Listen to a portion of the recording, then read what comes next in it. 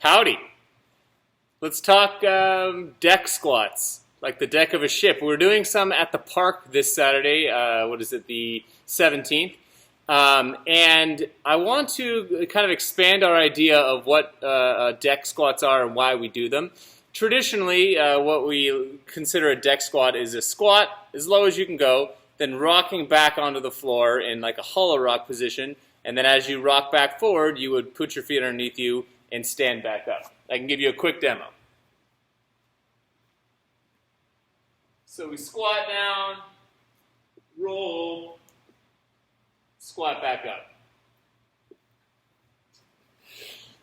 Great move, and I think a lot of people will do this on Saturday. It's especially nice on grass because it's softer, and if you get on a little bit of a slope, it can help if you have like mobility challenges either in your hips or your knees or your ankles, so it's a nice automatic scale.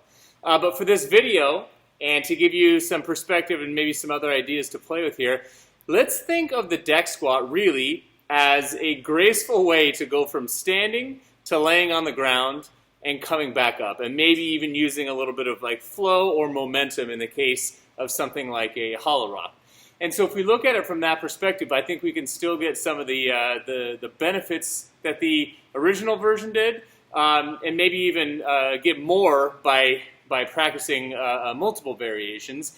But the big take home from this move is the coordination, is the mobility, there's the body weight strength element. And like I said, I think you can achieve a lot of these goals with some alternative perspectives on it. So I'm going to change this just a little bit here. And I'm going to show you just a few variations. These are just kind of off the top of my head as I was playing around earlier. There are many, many, many more you could do, but let's just start with these and see if they either help or offer you a new perspective to take. So,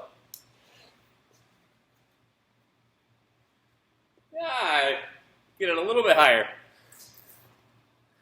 Never fun to have your head chopped off in a video, or in real life, probably. So, what about this one?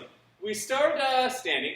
We're going to squat down, but instead of just sending ourselves straight back, what if we place our left hand down, kick your left foot through, very similar to like a Turkish get-up technique, and as you let your butt go down, we'll rock back into a hollow rock.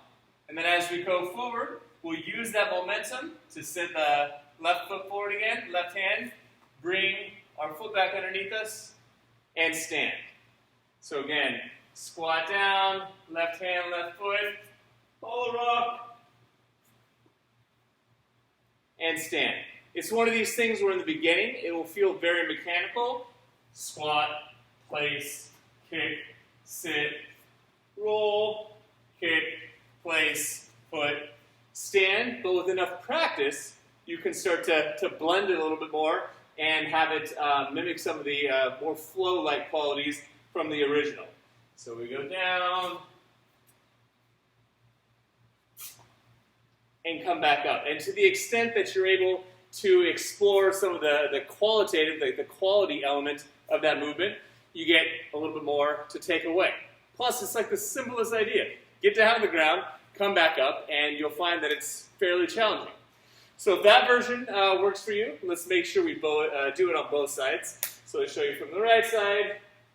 Squat down, right hand, right foot, rock, and back up. So that's one variation. Here's another one. Maybe it's easier for you, maybe it's just a little bit different. You can decide whether or not you use your hand on this. But instead of starting in a squat, what if we kind of got down into a lunge? So in this case, I'm going to lunge back to my left foot. You decide, should I put my hand down? Okay, yes. I'm going to rock, let the knee go back underneath you, and stand. So down, rock, up, stand. This one demands a little bit more flexibility at the knee, so you want to make sure you're pretty warm and feeling comfortable. So like I said, kind of nice to use your hand first, get the feel. But again, let's try and make the flow through the movement as smooth as you can.